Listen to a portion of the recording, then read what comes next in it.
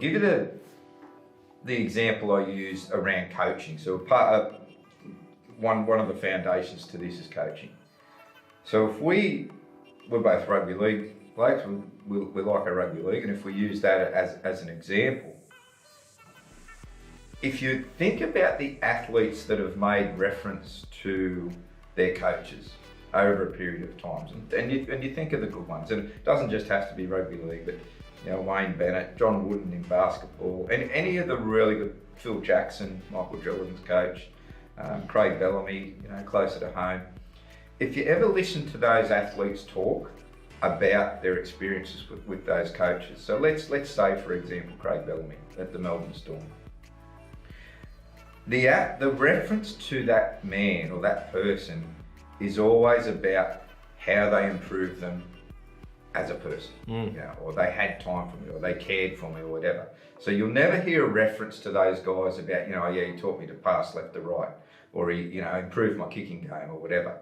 The good coaches always have this quality about caring for the athlete.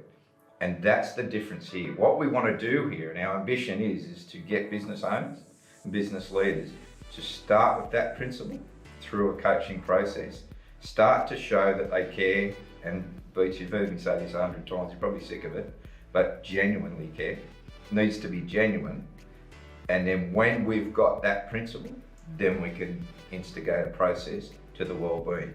So on that point, I'd imagine, and I am privy to a bit more of this than probably most of our viewers, but I imagine up front, you can't force people to care. So I imagine part of your process is sort of trying to filter out, some of that up front with the coaches, first of all, before you even touch the employees, if you like, for a figurative. Absolutely, and it's actually step one.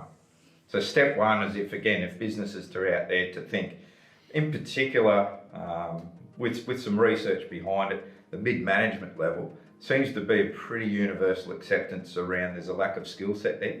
So we can't just introduce a program and then have those supervisors at that mid-management level just, righto, off you go, do your best.